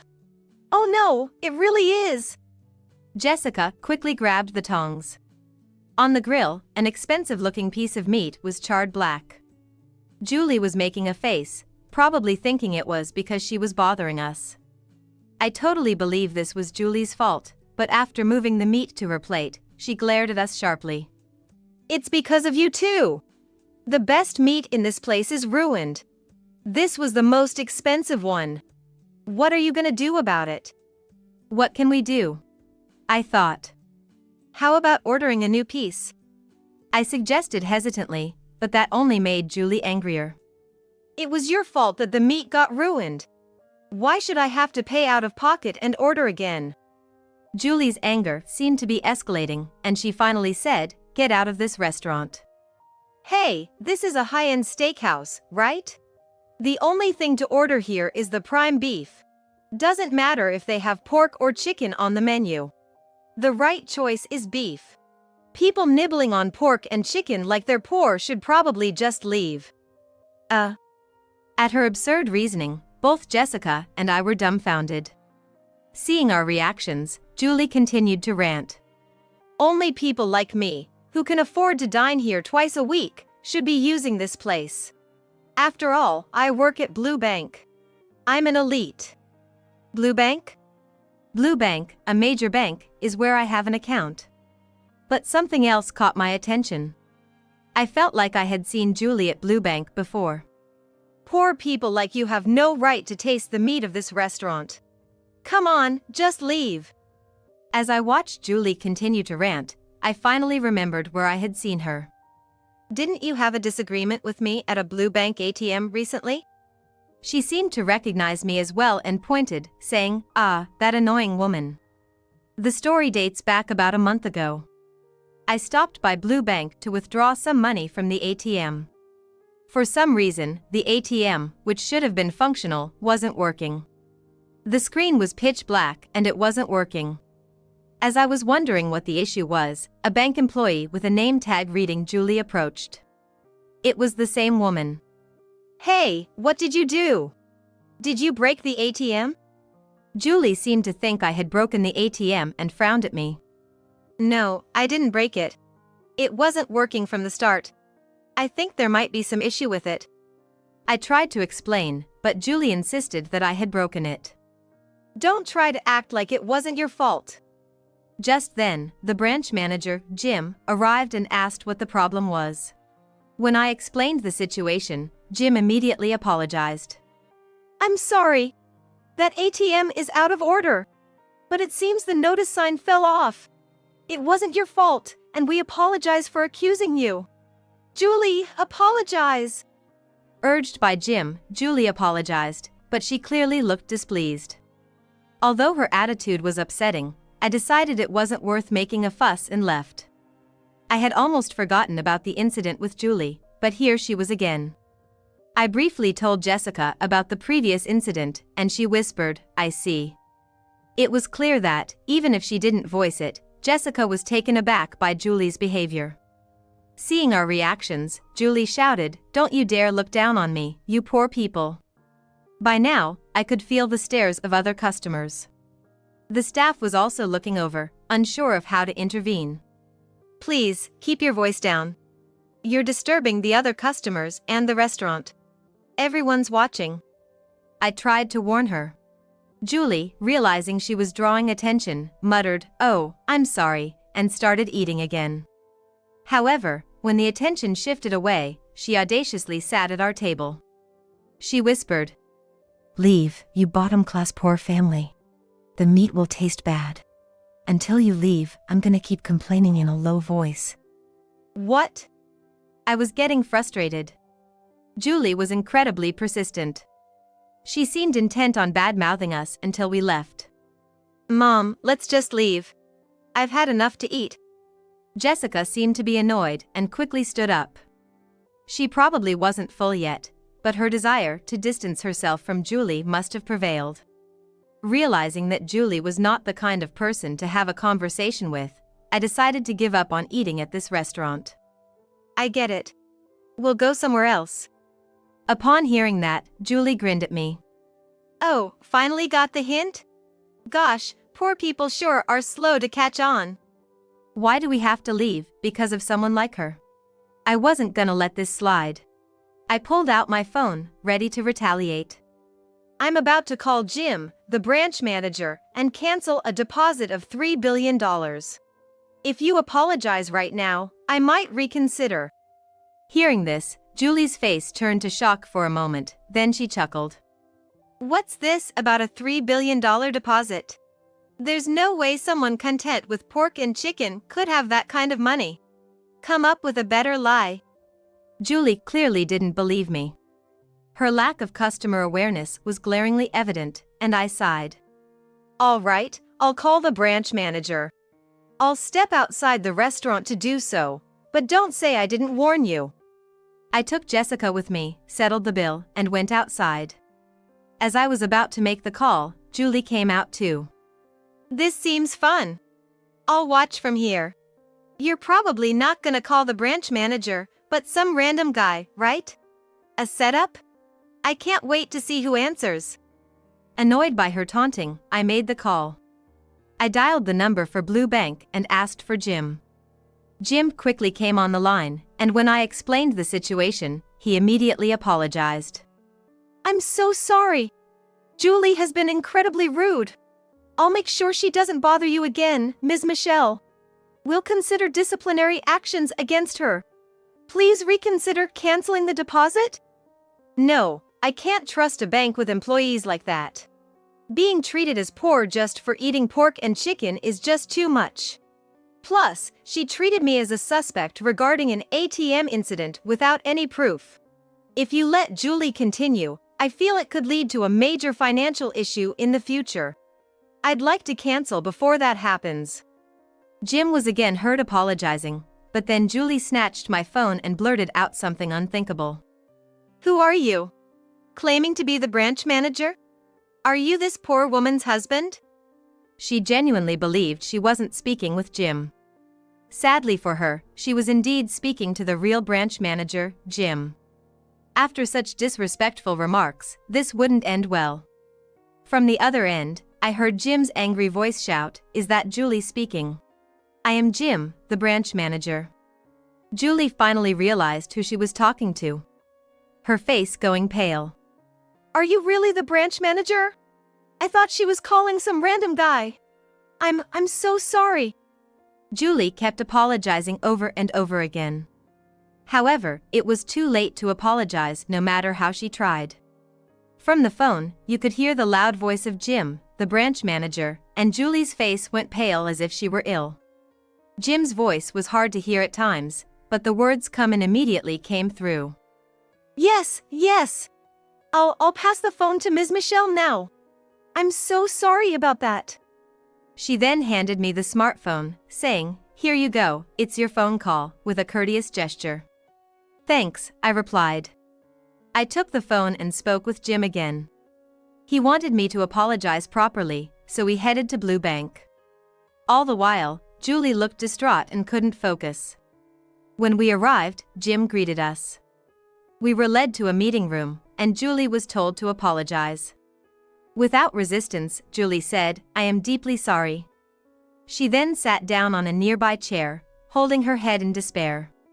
"Man, I was enjoying some fancy steak, and I didn't expect this. I shouldn't have played hooky." "Wait, you were playing hooky?" I asked in surprise. Seeing my reaction, Julie looked taken aback. Well, not exactly playing hooky, I was just a bit tired. She tried hard to make an excuse, but it was too late. Jim, with an awkward expression, explained, It's quite embarrassing, but Julie called in sick today due to a high fever. However, we found out from a call earlier that she was at a fancy steakhouse. In other words, she lied about being sick. Come to think of it, it was a weekday afternoon. The bank was open for regular business hours. To use sickness as an excuse to eat fancy steak? After being rude to a client and skipping work? I really can't trust you anymore, I said in a sharp tone. Jim apologized again. And Julie kept apologizing, saying, "I'm so sorry." However, she then added, "But come on, a deposit of $3 billion? You can't blame me for being skeptical." Jim immediately pointed out. Didn't I inform you about Ms. Michelle a long time ago? And yet, you didn't remember. This was your mistake, so stop complaining. Yes, I'm very sorry. Julie's face showed regret as she apologized again. However, her demeanor didn't seem genuinely remorseful. It was evident she was merely apologizing because she was scolded. That half-hearted apology is enough. But a deposit of $300 million does seem unreal, doesn't it? Let me explain. Actually, my father had a passion for collecting paintings, but he passed away a few years ago. I kept his paintings as a keepsake for a while, but unfortunately, I couldn't appreciate their true value. I decided to sell them to someone who'd cherish them more, and when I did, my account ballooned to $300 million. Is that even possible? Julie was more shocked than convinced. I was equally surprised when I sold the paintings, wondering how they could fetch such a high price. I understood how she felt. I didn't want to give my father's treasured paintings to just anyone, so I had them professionally appraised and sold them for their rightful value. As a result, I ended up with an unbelievable sum. I sold the last painting about 3 months ago. I wondered about keeping such a massive amount idle, but between part-time jobs and house chores, I just left it in the blue bank. I've decided to close the account. I think my late father would advise against leaving so much money untouched. It's the money he left for me, so I don't want to keep it in an unreliable institution. Upon hearing this, Jessica nodded. I agree with my mom. Having someone like Julie involved with such a significant amount of money does naturally raise concerns. Hearing this, Jim looked resigned. Understood. We'll go ahead and cancel that for you. Later on, Julie will be dealt with strictly. Just when I thought everything was settled, Julie continued her pleas. Please wait a minute. What's gonna happen to me? Please don't punish me. You're not gonna fire me, are you? Stop causing a scene in front of the customer. Miss Michelle, I'm terribly sorry. Please don't mind Julie's behavior. Before I knew it, Jim stepped in, but Julie suddenly gripped my arm tightly. Please, I beg you. Convince the manager not to penalize me. If my pay gets cut or I get fired, I'll be in big trouble. Truth be told, I have debts. A bank worker with debts? And yet you're eating at fancy steakhouses? Maybe start with some budgeting? When I said this with a stern tone, Julie's face looked like she was about to cry. Don't be so cold. Once I started living luxuriously, I couldn't stop. Hey, why not share some of your $300 million with me? Just $100,000 would do. What an absurd request. Why should I give you any money? I don't want to give you even a penny. When I pushed back, Julie's face turned beet red, and she snapped. Stingy rich folks, aren't you? Do you guys even work? Having $300 million and still working? How much do you love money? Rich folks like you taking away jobs from others is simply low class. Our employers consider Jessica and I as formal employees. You have no right to tell us to quit. I got my work ethic from my parents' upbringing. Because we were wealthy enough to collect high-end paintings, we were well off back home. However, my parents, fearing I would develop a skewed sense of money, always tried to maintain an ordinary lifestyle. My dad worked diligently, and my mom put her all into house chores and her part-time job. If my parents had been lazy just because they were rich, I might have never thought of working earnestly and might have ended up unemployed. Now, as an adult with a child, I've taken after my parents, and I've raised Jessica with the same values. I took on part-time jobs because I wanted Jessica to see a hard-working woman as a role model. Perhaps that's why Jessica never became lazy and grew up to be a responsible adult in society. Also, working helps you learn common sense in society, and it adds structure to your life. That's why, even if we have money, we believe in working. I don't want unsensible folks like you meddling in our affairs." When I firmly spoke my piece, Julie was at a loss for words. Jim also said with a stern face, "I get it, you're not remorseful. I'm gonna discuss firing you with the higher-ups, so brace yourself." Upon hearing this, Julie snapped back to reality. I'm so sorry, Ms. Michelle. I've been so stressed out lately and ended up complaining without thinking. I don't need a penny, just please forgive me." Obviously, after this series of events, I didn't feel like forgiving her. "We don't need your insincere apologies. Face the consequences and suffer for it. I won't forgive you either.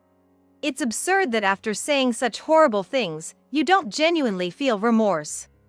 Following my lead, when Jessica spoke, it seemed Julie finally grasped that she wasn't getting any sympathy. She slumped dejectedly, muttering apologies over and over, but nobody comforted her. Later, I heard from Jim that Julie was fired. She was already known for being frequently late and was often rude to her juniors, so she had multiple issues with her work ethic. With this incident on top, she was swiftly fired.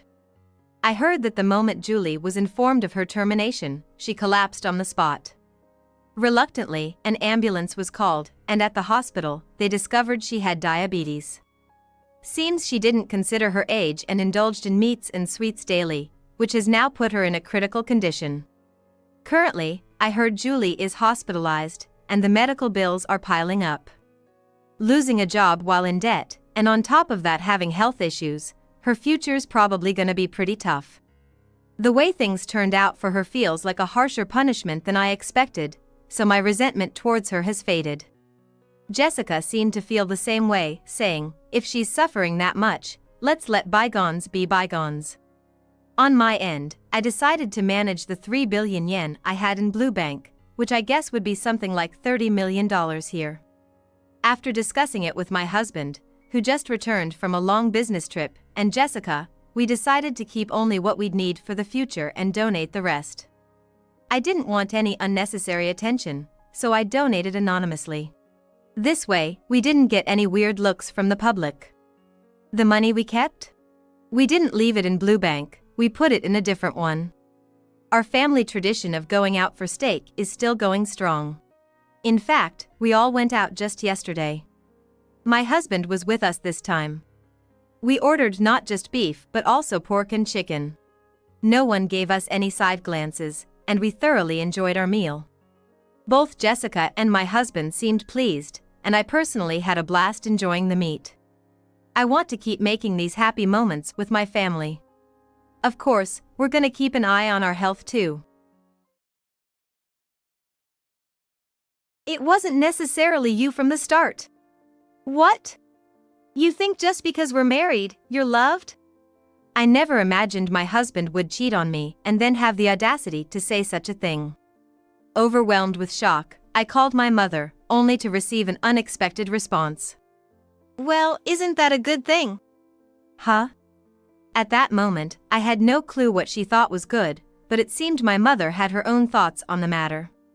It was time to bring justice to a husband who showed no remorse for cheating and to a sister who stole another's spouse. My name is Sarah Taylor. I'm currently 35 and work as a pharmacist at a general hospital. Since graduating from college, I've been dedicated to my job, living a life far from leisure or romance.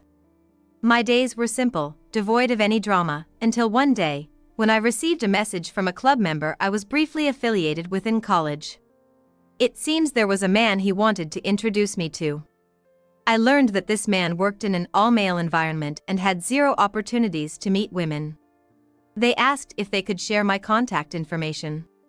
Initially puzzled, I figured it'd be rude to decline without reason. After agreeing to share my contact information, the man reached out to me immediately. "Hello, I'm David Taylor. Sorry for the sudden approach, but I've heard you're a wonderful lady, so I wanted to chat. I hope you don't mind me sharing your contact info."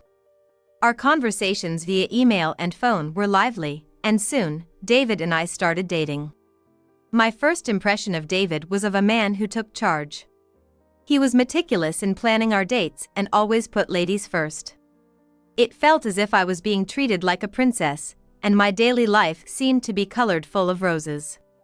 I promise to make you happy. Please be with me. Let's get married. Yes, I'd love to. So, I got married at 33, but since our wedding, I began to notice David changing. Having lived alone for a long time, David had established his own routines. Of course, I had my own habits from living solo, but as a couple, I tried to make adjustments to ensure we both lived harmoniously. Often hearing David complain about his tiring work, I took it upon myself to handle chores like cooking, cleaning, and laundry. However, this might have backfired. Before I knew it, David seemed to have adopted the mindset that household chores aren't his job. I was gonna take a bath, but what's this? There's trash in the drain. I'm sorry, I'm cooking right now and can't step away. Would you mind cleaning it up? What? Why do I have to clean right after coming home from work? With a click of his tongue, David began preparing to go out somewhere. Hey, what's up? Dinner will be ready soon. Why are you ordering me around? It's really off-putting. Ordering you? I didn't. Besides, where are you going this late? Anywhere I want. You gonna boss me around? He slammed the door and seemed to have left. Sometimes I might be lacking in household chores, or if I ask for small favors, he becomes grumpy right away. He acts like a rebellious teenager. He wasn't like this before we got married. With these thoughts, I've been spending more time alone. Lately, I've been holding back from saying unnecessary things to David. I don't say much, don't ask for anything, and keep my reactions neutral. I've been wondering if this is what married life is supposed to be like. Around that time, I've noticed David coming home particularly late. Maybe he's been busy at work, working weekends and unexpected late shifts. I hope he doesn't get sick. You've been coming home late recently. Busy at work? You trying to boss me around again? That's so annoying. It's work, okay, work. He responded in an irritated manner, and we stopped talking after that, but I know. One of my acquaintances is a junior coworker of David, and she told me some concerning things. She mentioned David reducing his overtime for family time and that she's seen him arm in arm with someone, disappearing into the night multiple times. I don't remember ever walking arm in arm with David, but something does come to mind. I have a twin sister, and even as adults, people sometimes mistake us. Our faces look identical, but my sister, who's vibrant with makeup and always dresses elegantly, is quite charming. If anyone mistook someone for me, it'd probably be her. Hey David, my friend said she saw you last Wednesday night around 7 p.m. Oh? Really?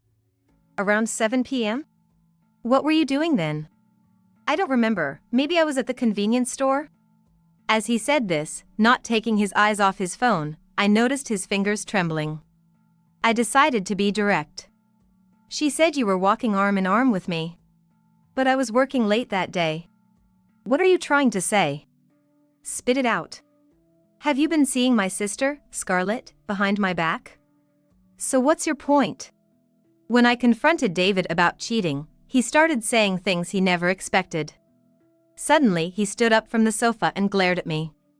You know, it wasn't necessarily about you in the first place. What? You think just 'cause we're married means you're loved? What? I mean, when we were dating, didn't we get married because we loved each other? No way.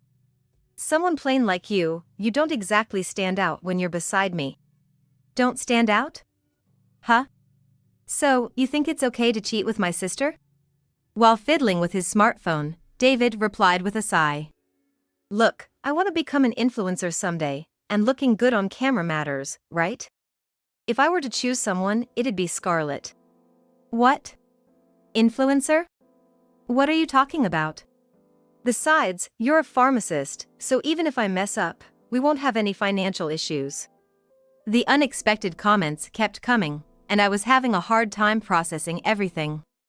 So, are you saying our marriage is just a safety net? Kind of feels that way, doesn't it? So, you didn't marry me because you loved me? Don't flatter yourself too much. Who do you think would fall for a plain Jane like you? David gave a mocking smile, looking right at me. I've always thought this, but you don't really make an effort with your makeup or clothes. You just don't care, do you? Listening to this nonsense, I raised my voice. Then why don't you divorce me and marry Scarlett?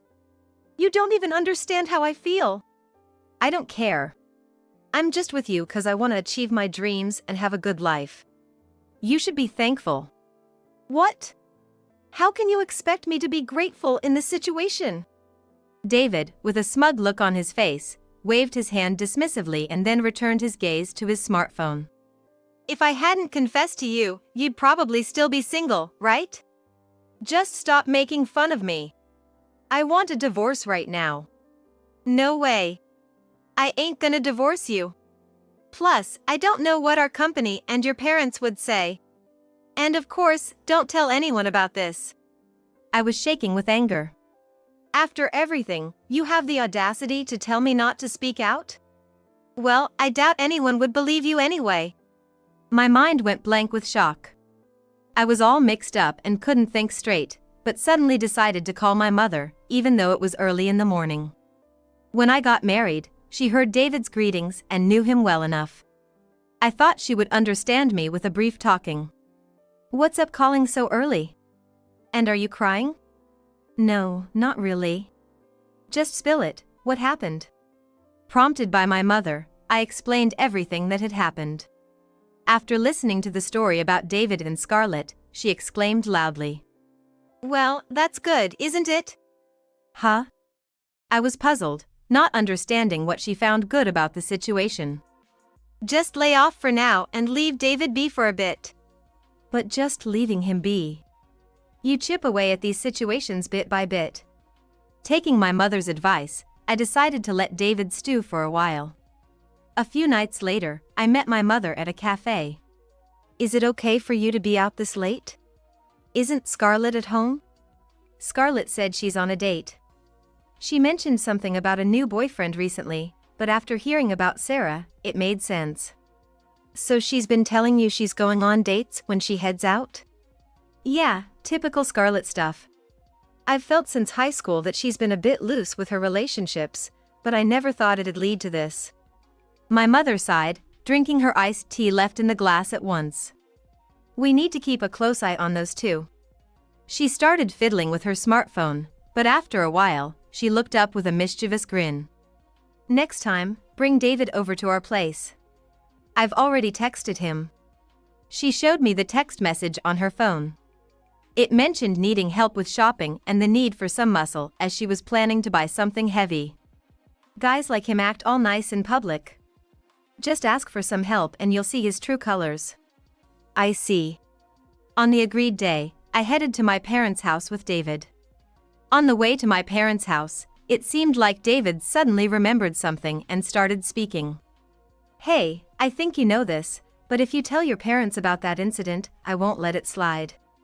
Even if you do, they probably won't believe it anyway." "You've got to be kidding." "Why on earth would I say that?" "What's in it for me?" While discussing this, they arrived at my parents' house. "David, it's been a while. I'm sorry for bothering you on your day off. It really helps that you came." "No worries, I just wanted to be of assistance to you." My mother greeted David with a bright smile. Suddenly, as if she remembered something, she made a suggestion. "Oh right, Scarlett got the day off from work too. She mentioned wanting to go shopping together. Would that be okay with you, David?" "Of course. Well, shall we head to the mall?" The shopping center was about a 30-minute drive from my parents' house. "Before we shop, there's a place I'd like to go." Without hesitation, my mother briskly moved through the mall. We ended up at a jewelry shop hosting a special Valentine's Day corner. There was a flyer about a special gift for couples who wrote their wishes for love, and a chance to win a grand prize through a lottery. I often see campaigns giving candies to kids who write their wishes, but I didn't know they have ones for adults too. It says couples and married folks can participate.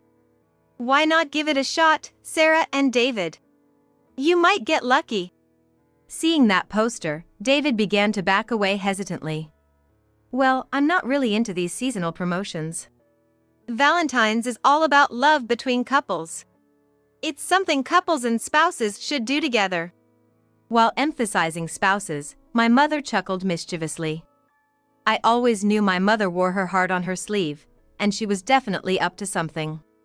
Realizing this, I decided to play along. Come on, let's give it a try. There's a lottery where 3 couples can win a luxury resort hotel stay. That resort hotel? You two never really had a proper wedding, so why not take some wedding photos there?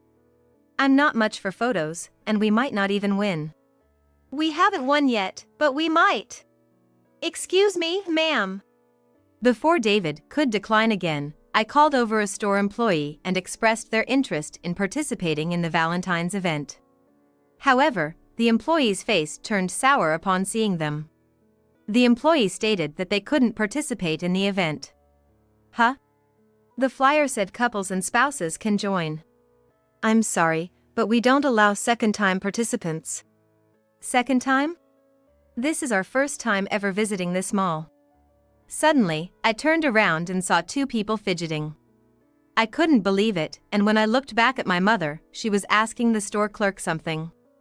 What do all participants in this promotion receive as a gift? It's this charm. It's a special design just for this year.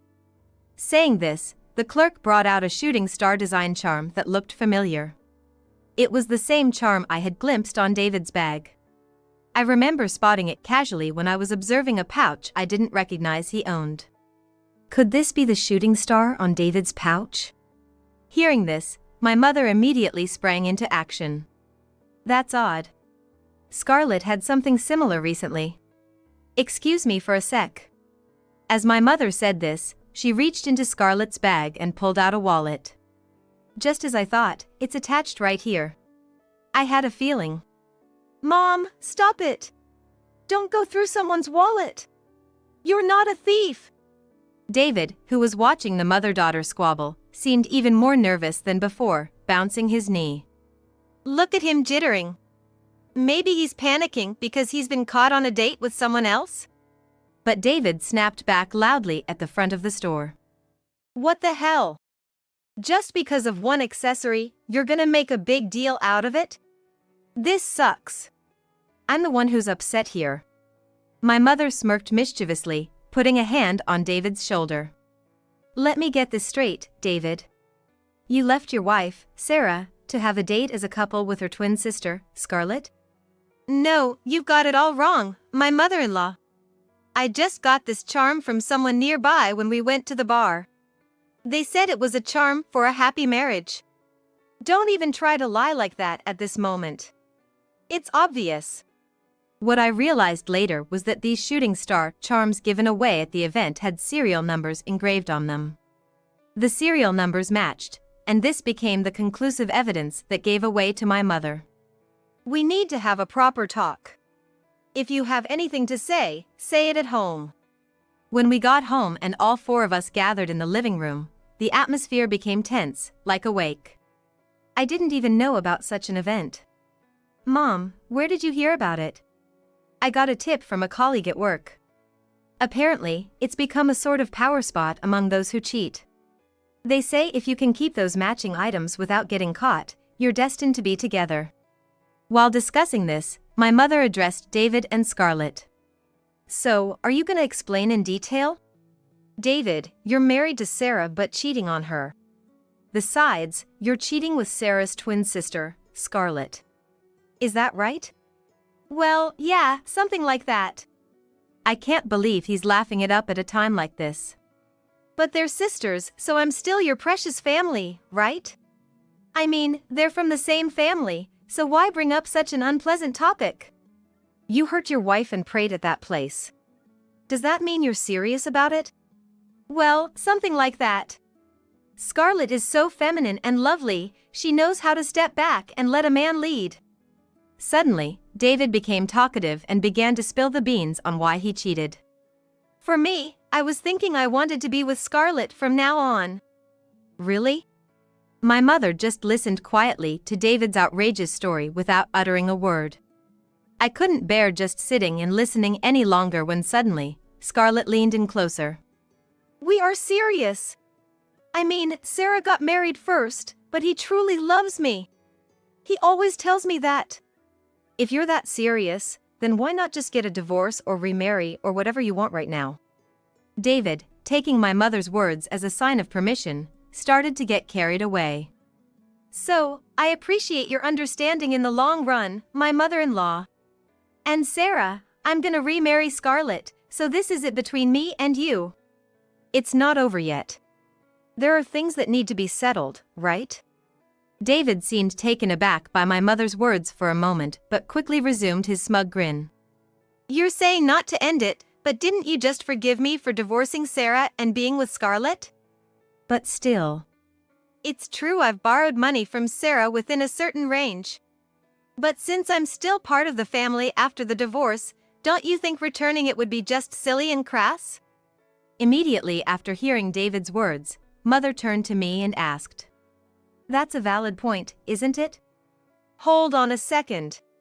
I can't accept this, divorcing without debt repayment or an apology and then remarrying. I've talked to a lawyer, one of my acquaintances.